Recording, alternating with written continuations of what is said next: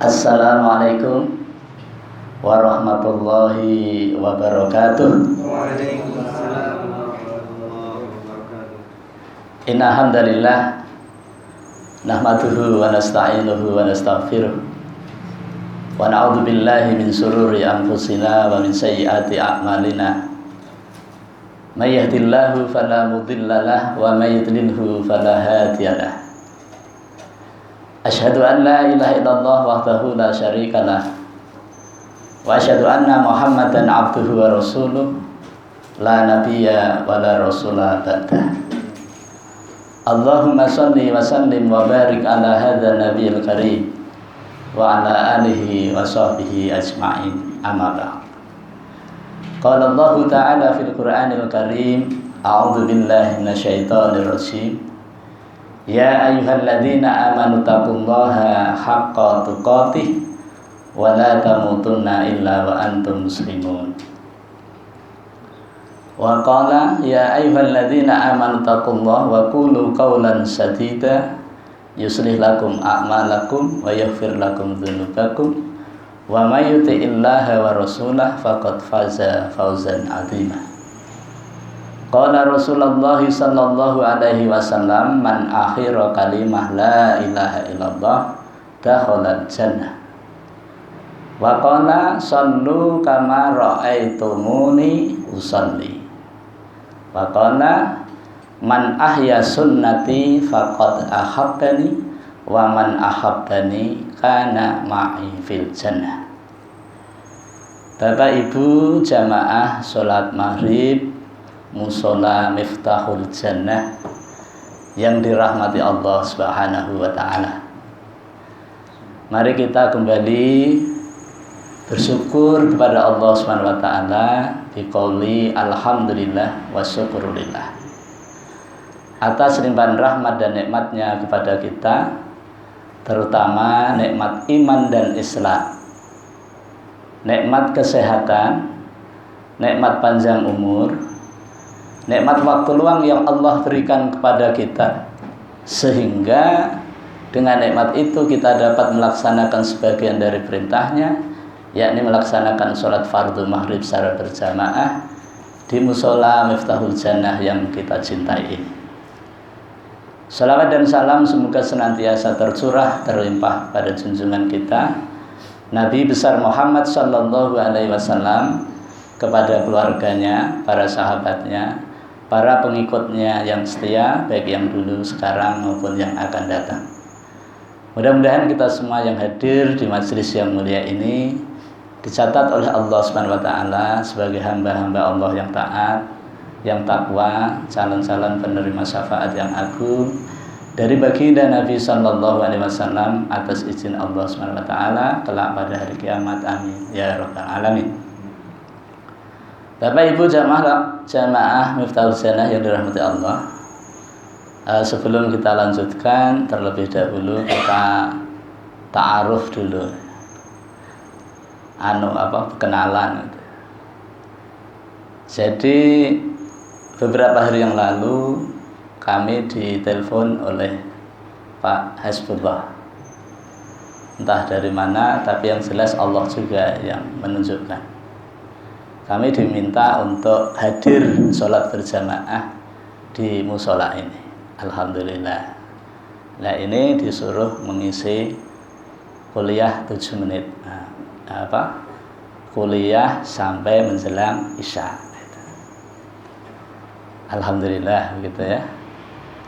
Nama ulun Muhammad Nasroh Nasir Rahmat Alam. Akrab dipanggil Pak Nasir. Kalau di FKJK Pak Nasroh gitu ya. Lahir di Solo 30 April 68. Berarti sudah 53 tahun. Masih 10 tahun sama dengan Nabi ya.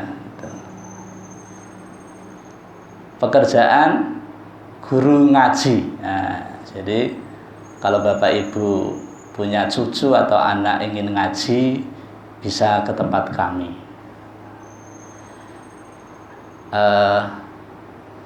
Kebetulan kami diamanahi memimpin Pondok Tahfiz Madinatul Quran Banjarmasin yang dibina oleh Ustadz Mas'udi HS. Jadi beliau pembina Pondok Tahfiz Madinatul Quran Banjarmasin ini tahun yang keempat. Santrinya baru 130 SMP, SMA. Jadi tahun ini kelulusan yang pertama. Alhamdulillah karena COVID jadi online gitu ya.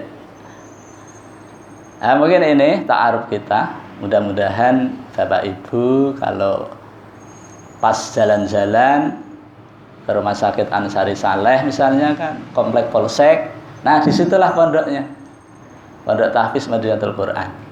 Jalur 1 itu SMA, jalur 2 itu Asrama Putra, jalur 3 Asrama Putri, jalur 4 kantor. Nah, jadi 4 jalur ada semua. Bapak Ibu jamaah yang dirahmati Allah, dalam kesempatan ini mungkin kami menyampaikan beberapa hal. Mungkin ini pengulangan-pengulangan saja, tapi ulun bersyukur intinya kami sudah memenuhi undangan saudara, ya kan?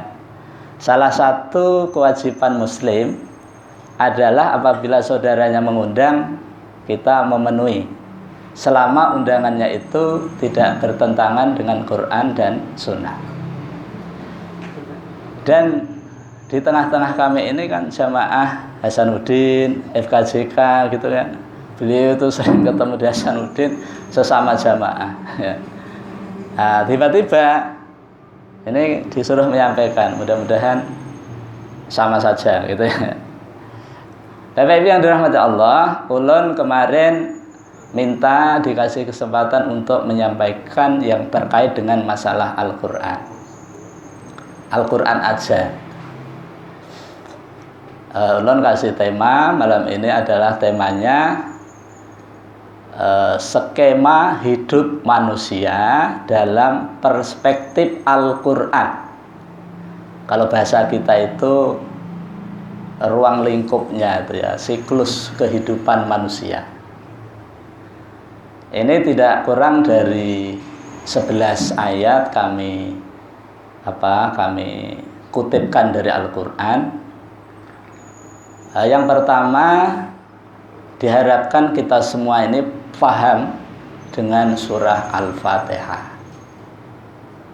Faham ini adalah tingkatan ke-6 dalam metode 8M, cara mudah menghafal Al-Quran. Setelah mendengar, melihat, menirukan, menulis, mengartikan, memahami. Baru yang ke-7 menghafal, yang ke-8 mengamalkan. Jadi kita mesti paham surah Al-Fatihah ayat 1 sampai 7. Yang kedua, kita mesti paham surah Al-A'raf ayat 172.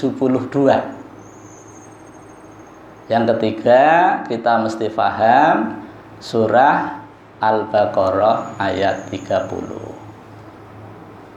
Nanti dibalik-balik tidak apa-apa, yang penting 11. Yang keempat, kita mesti paham surah An-Nahl ayat 78. Yang kelima, kita mesti paham surah Az-Zariyat ayat 56 yang sering kita dengar. Yang ketujuh ya, kalau enggak yang keenam, ketujuh ya. Mesti kita paham surah Al-A'raf ayat 96. Selanjutnya surah An-Nahl ayat 97. Tadi 78, ini 97. Kemudian surah Al-A'raf surah 13 ayat 11. Surah Al-Baqarah 200 dan 201. Kemudian surah Ali Imran ayat 30, terakhir surah Ibrahim ayat 22. Nah, jadi skema hidup manusia ini ayat-ayatnya ya. Mulai pertemuan kita di alam roh sampai kita bertemu kepada Allah kembali. Nah, jadi ini kita ingat kembali begitu. Bapak Ibu jamaah yang dirahmati Allah, kemungkinan ya kita itu tidak akan bisa mengamalkan sesuatu apabila kita tidak paham sesuatu itu. Ini mungkin sepakat. Ulun tidak mungkin meminum air di depan saya kalau saya tidak paham manfaat daripada air ini. Begitu juga kita tidak mungkin bisa mengamalkan Al-Quran apabila kita tidak paham Al-Quran itu. Maka usaha kita adalah memahami ayat-ayat Al-Quran agar dengan demikian kita dapat mengamalkannya. Bapak Ibu yang dirahmati Allah Subhanahu wa taala, kenapa kita mesti paham surah Al-Fatihah? Karena surah Al-Fatihah ini diterjemahkan oleh 113 surah setelahnya. Mulai dari surah Al-Baqarah sampai An-Nas. Ini menerjemahkan, menafsirkan, membicarakan tentang Al-Fatihah. Maka surah Al-Fatihah ini menjadi penting kita pahami karena memang luar biasa kandungannya. Yang pertama, Allah Subhanahu wa taala menjelaskan kepada kita dengan firman-Nya Bismillahirrahmanirrahim. Maksudnya adalah Allah mengasih tahu kepada kita agar setiap langkah kita, setiap aktivitas kita, setiap pekerjaan yang kita lakukan dianjurkan untuk menyertakan Allah dalam kegiatan itu, apapun aktivitasnya. Supaya apa? Supaya pekerjaan yang kita lakukan itu mendapatkan barokah. Dalam sebuah riwayat dikatakan yang artinya setiap kebaikan yang tidak didahului dengan bacaan basmalah, maka kebaikan itu terputus sawabnya atau terputus barokahnya. Maka bisa diambil kesimpulan bahwa ketika kita melakukan sesuatu, kemudian kita awali dengan basmalah, maka sesuatu yang kita lakukan itu akan mendatangkan barokah. Ma huwa barokah? Apa itu barokah? Al barokatu ziyadatul khair. Barokah itu adalah tambahan kebaikan. Tambahan kebaikan dari siapa?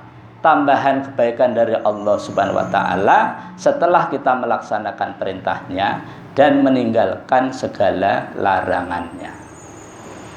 Ayat yang kedua, alhamdulillahirabbil alamin.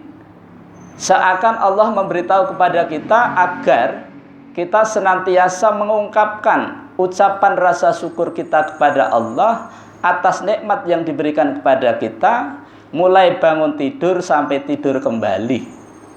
Nikmat yang Allah berikan baik yang kita minta maupun yang tidak kita minta, seperti bernapas, ini nggak usah minta, tetap aja kita bisa bernapas.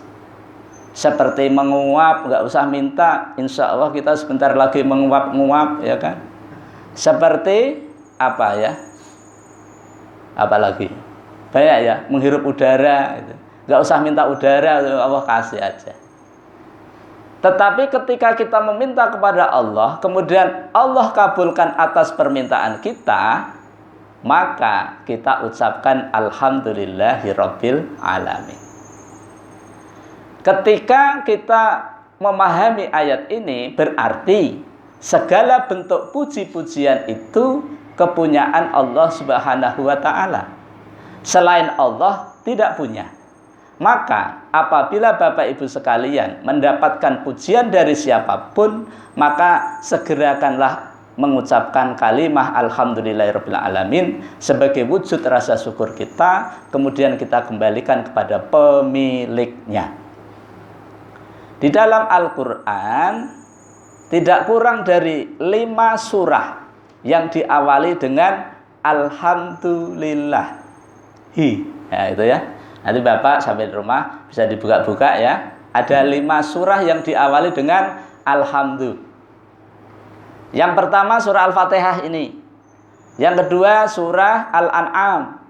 Yang ketiga surah Al-Kahfi.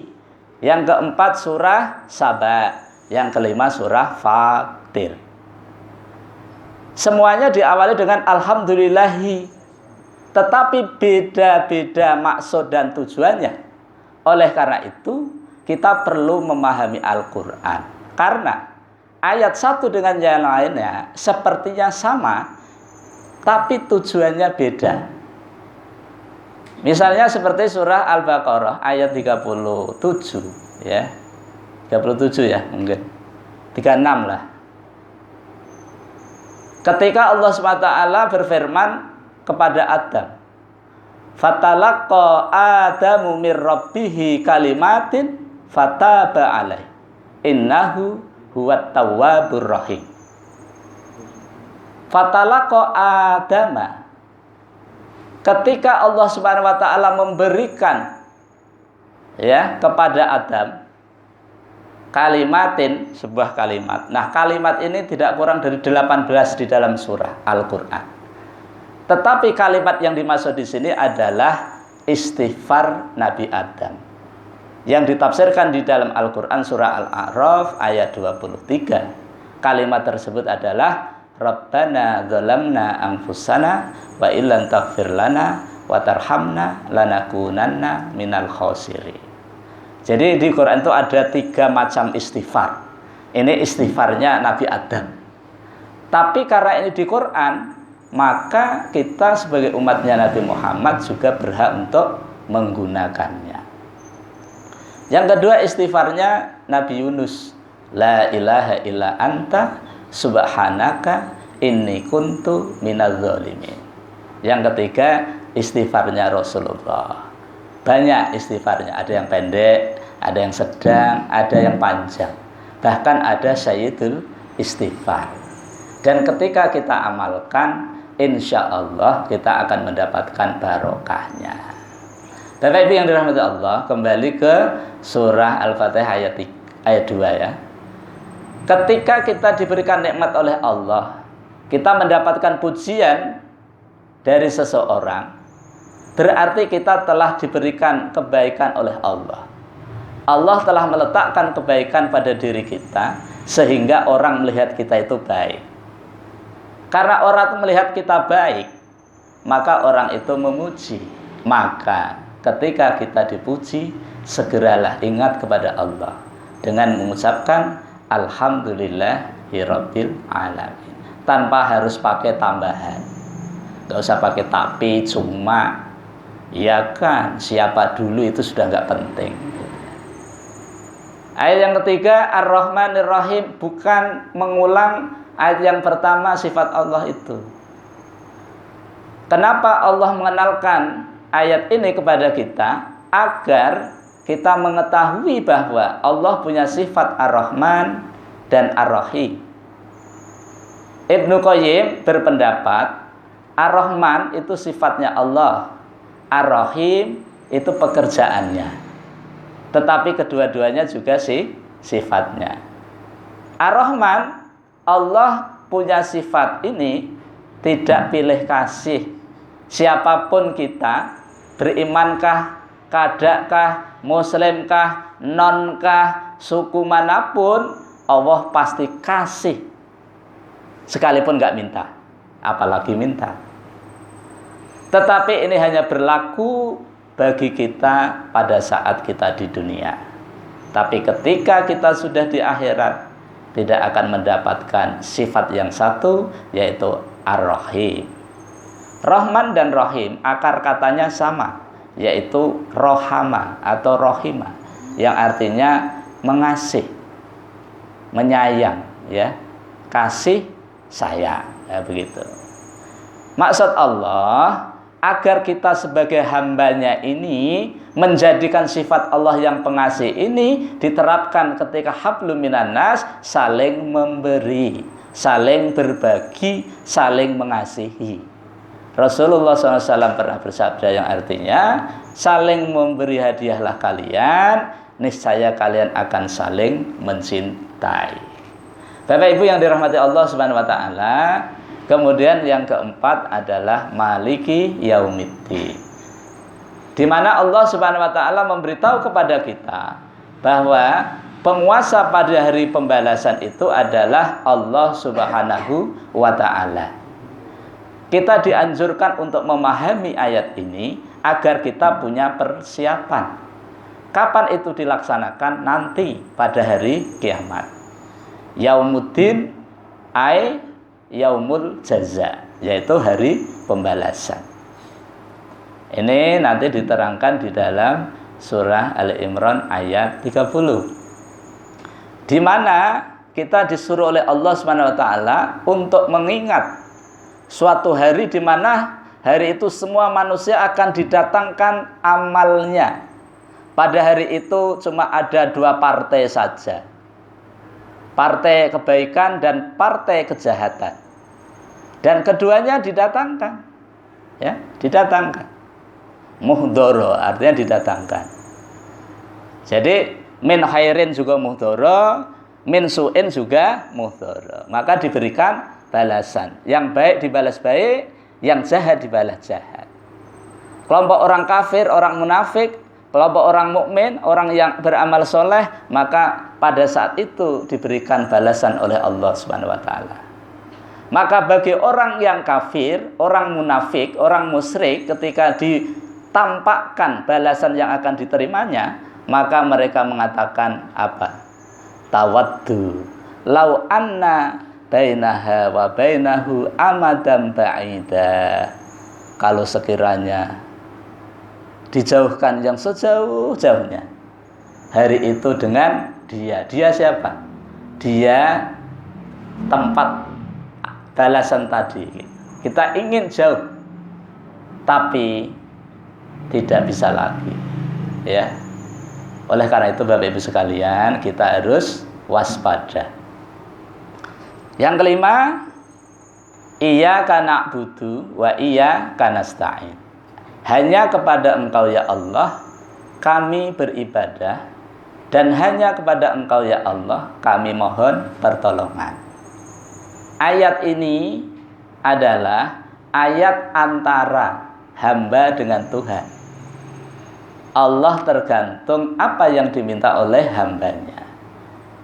Ya, oleh karena itu Bapak Ibu sekalian, ketika kita itu membaca Al-Fatihah ayat yang kelima ini, tolong sadarilah. Jangan sampai nggak sadar. Karena ini ikrar kita, janji kita, sumpah kita kepada Allah Subhanahu wa taala. Dalam kajian nahwu shorof itu ya, itu iyaka ini huruf ya. Kolom nomor 26 saudaranya domir. Kata ganti. Iyaka hanya kepada engkau. Engkau Allah. Ini kan janji. Iyaka hanya kepada Engkau ya Allah. Na'budu kami menyembah, kami beribadah. Jadi ini janji, kalau kita nggak paham dengan janji kita, maka setelah sholat ya biasa saja, nggak ada perubahan. Tapi kalau kita paham dengan janji ini, kita akan ingat terus, insya Allah setelah sholat kita akan melakukan yang baik-baik saja, yang benar-benar saja. Wa iyyaka nasta'in, dan hanya kepada Engkau ya Allah kami mohon pertolongan. Jadi yang pertama tadi hablum minallah, ini hablum minallah dan hablum minan nas. Penerapannya begitu. Jadi kalau kita sudah berikrar hanya kepada Allah kita beribadah, kemudian hanya kepada Allah kita minta pertolongan, berarti selain Allah tidak kita reken. Tetapi kalau tidak paham dengan ayat ini, kita sudah berikrar, sudah berjanji, tapi setelahnya kita masih punya harapan kepada selain Allah. Oleh sebab itu, belajar memahami Al-Quran menjadi penting. Bapak Ibu yang dirahmati Allah SWT, ini perpanjangan dari surah Al-A'raf ayat 172, di mana Allah Subhanahu wa Ta'ala mengingatkan kepada kita. Allah mengawali dengan kalimat wa'id, wa dan ingatlah. Kalau ada id itu ketika, berarti ada peristiwa. Dan ingatlah jangan sampai lupa, dan ketahuilah jangan sampai nggak tahu. Ketika akhadha dia mengambil min dari bani Adama, dari apa? Keturunan Adam. Ya. Min zuhurihim, dari tulang rusuknya, ya. Dzurriyyatahum, keturunan mereka, keturunan anak cucu Adam, ya. Kemudian wa ashadahum ala anfusihim, kemudian mereka diambil janji atas mereka sendiri-sendiri. Apa janjinya? Alastu birabbikum. Jawabnya qalu bala syahidna. Ketika diambil janji oleh Allah SWT pada waktu itu kita berada di alam ruh. Kalau ditanya Pak Hasbullah, ingat nggak Pak waktu itu? Ingat? Nggak ingat kan? Tapi yakin Kak? Yakin. Kalau nggak yakin, ya diyakinkan. Peristiwa itu terjadi betul, tapi kita nggak ingat. Maka Allah ingatkan, karena Allah sayang sama kita. Allah turunkan Jibril supaya menemui Muhammad. Muhammad yang tanpa celah, maksum, kalau salah langsung ditegur. Rasulullah tidak pernah korupsi ayat. Wah, ini ayat bagus, ini nggak usah disampaikan aja untuk saya sendiri, enggak. Tapi semuanya disampaikan. Nah, jadi kita yang menjadi umatnya Nabi Muhammad ini untung benar. Kenapa? Ditinggali warisan namanya Al-Quran dan Sunnah. Dan ini petunjuk untuk keselamatan kita. Mumpung kita masih hidup. Bapak Ibu, investasikan waktu pian 2 tahun aja. Insya Allah hafal Quran. 2 tahun aja hafal Quran. Kalau nggak hafal Quran, insya Allah pahamlah Quran. 2 tahun aja. Sehari cuma 1 halaman. 2 tahun aja Pak Hasbullah. Ya, jamaah diajak ngapal Quran. Niat aja. Kalau misalnya mau ringan, 1 hari 1 ayat, itu 18 tahun selesai. 1 hari 1 ayat, 18 tahun. Itu cuma 30 menit. Metodenya 8M itu cuma 30 menit. Sebab kalau kita sudah dikasih hadiah yang luar biasa berupa Al-Quran, kemudian kita tidak menghiraukan dengan yang luar biasa itu, sayang banget. Jadikan anak cucu kita, anak kita jadi penghafal Al-Quran, walaupun hanya 1, ya, ada.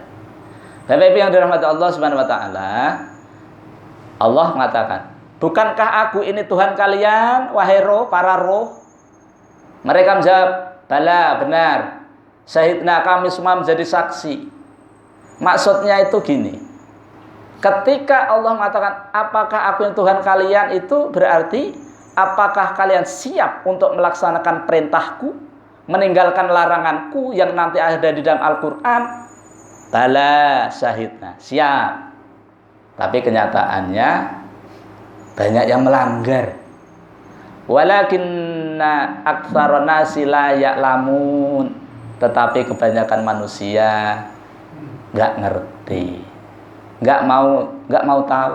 Dikasih tahu ya biasa-biasa saja. Oleh karena itu, mumpung kita masih ada kesempatan untuk mengubah nasib kita, maka kita ubah. Nah, Bapak Ibu yang dirahmati Allah, kalau Allah mengatakan, "Bukankah aku ini Tuhanmu?" berarti siapkah kalian melaksanakan perintahku berupa ibadah? Siap, berarti kan gitu, ya kan? Setelah itu apa? Oke, kata Allah, "Antakulu yaumal qiyamati an hadza ghafilin." Aku katakan, aku lakukan ini semua kepada kalian, wahai para roh, agar nanti pada hari kiamat kalian tidak ada alasan lagi. Maaf Tuhan, ulun itu dulu nggak tahu, ya gimana lagi gitu ya, nggak ada alasan. Jadi kalau sekarang belum tahu, tanyakan kepada yang tahu, ya, tanyakan kepada yang ahli. Bapak Ibu yang dirahmati Allah, ini setelah sepakat roh kita dimasukkan ke dalam janin. Janin disimpan di rahim ibu. Ya, yang punya rahim itu cuma ibu, kalau bapak nggak punya. Di alam kasih sayang. pada waktu tertentu kemudian Allah keluarkan. Jadi yang mengeluarkan kita itu Allah, yang melahirkan kita ibu kita. Surah An-Nahl ayat 78. Prosesnya, wallahu ahrajakum min butuni ummahatikum la ta'lamuna syai'an wa ja'ala lakumus sam'a wal absara wal af'idah la'allakum tashkurun. Ya. Wa dan Allah ahrajakum, yang mengeluarkan kalian, baik laki-laki maupun perempuan yang dilahirkan oleh ibu kita. Min butuni, dari perut ummahatikum, ibu-ibu kalian. Ketika itu kondisinya, situasinya la ta'lamuna syai'a, kita tidak tahu apa-apa, tidak punya apa-apa, tidak bisa apa-apa. Kemudian Allah memberikan potensi kepada kita sebagai sarana untuk hidup, ya. Wa ja'ala lakumus sam'a, maka kemudian aku jadikan untuk kalian pendengaran, wal absara, dan penglihatan, wal afidah, dan hati, la'allakum tashkurun, agar kalian bersyukur. Bersyukur di sini maksudnya agar kalian bisa menggunakan 3 nikmat yang luar biasa ini sesuai dengan perintah Allah SWT dan contoh Rasulullah Shallallahu Alaihi Wasallam. Ini sebagai alat kita. Kalau sekiranya Allah tidak menjadikan 3 ini, niscaya kita jadi apa? Ya. Tetapi masih banyak manusia yang diberi pendengaran, penglihatan, dan hati tidak digunakan sebagaimana mestinya. Oleh karena itu kita syukuri, karena memang tujuan Allah itu memberi nikmat ini supaya digunakan, disyukuri. Itu lahir. Nah, kemudian rencana ini sudah Allah rencanakan pada surah Al-Baqarah ayat 30, ketika Allah berencana ingin menjadikan manusia sebagai khalifah. Yang selanjutnya tujuannya apa? Az-Zariyat ayat 56.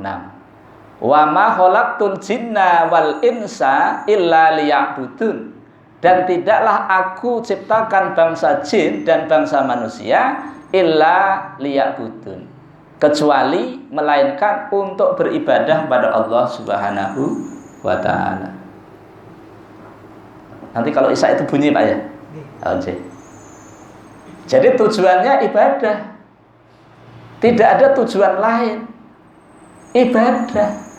Jadi kalau ada manusia kok tidak tahu tujuan hidupnya, maka tolong yang tahu mengasih tahu gitu. Tujuan hidup kita ini apa? Ibadah. Ibadah itu ada 2. Ibadah yang sudah ditentukan namanya maqdhah, ibadah yang sosial itu namanya ghairu maqdhah, ya. Dan ternyata kegiatan kita itu mulai bangun tidur sampai tidur kembali itu dikemas dalam bentuk ibadah. Ya, luar biasa itu. Bapak Ibu yang dirahmati Allah Subhanahu wa taala, karena tujuan kita itu adalah ibadah. Apa itu ibadah? Kata Ibnu Supardi itu punya makalah, ini orang Jawa, Pak. Orang Jawa itu punya kalimat-kalimat, kutipan-kutipan yang penuh hikmah begitu. Beliau mengatakan ibadah itu adalah sesuatu yang dilakukan karena terdiri dari 2 kalimat. Kalimat yang pertama adalah siapa. Yang kedua bagaimana. Siapa yang menyuruh, bagaimana caranya melakukannya. Kalau ada istilah sholat, kalau sholat itu bisa kita katakan sebagai ibadah. Siapa yang menyuruh? Allah. Di mana? Di Quran. Bagaimana cara sholat? Rasulullah. Ya kan? Rasulullah kan ngasih contoh, ya. Dalam sebuah riwayat dikatakan bahwa ada seorang pemuda sholat. Lihat Rasulullah 3 kali sholat lagi, kamu belum sholat. 3 kali gitu terus. Akhirnya Rasul ini yang terbaik, sholatku yang paling bagus ini. Sholat lagi, gitu kan. Ajari aku Rasul, ajari. Nah, Rasul ngajari. Sholat tuh begini gerakannya, dari wudhu dulu kan, sempurnakan wudhunya, kemudian mulai takbiratul ihram sampai salam. Ini Rasul ajari pemuda tadi.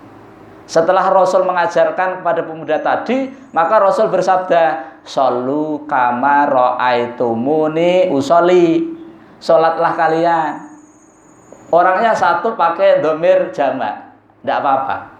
Sholatlah kamu sebagaimana kamu melihat aku sholat. Masa sebagaimana aku mencontohkan bagaimana cara sholat. Nah itu maksudnya. Nah sekarang kan Rasulullah nggak ada. Cara sholatnya Nabi ada di sunnahnya.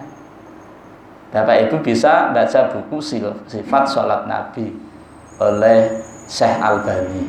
Sifat Sholat Nabi. Nah sifat sholat Nabi ini dikaji di Lavanila Banjarmasin. Jadi karyawan-karyawati itu di sana Pak, setiap hari seminggu 4 kali itu menghafal Quran. Kalau pagi kajian setengah jam sifat sholat Nabi. Itu setelah tauhid. Jadi ini sudah sholat. Kemudian sekarang ini kajiannya apa? Tafsir surah Al-Fatihah. Sudah 3 tahun. Luar biasa. Sedikit satu ayat begitu. Nah kemudian karena apa tadi? Sampai di mana tadi? Yang terakhir tadi belum bicara apa tadi?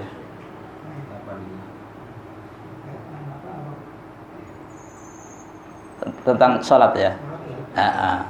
Jadi setelah Rasulullah ngajari pemuda tadi, suruh melihat.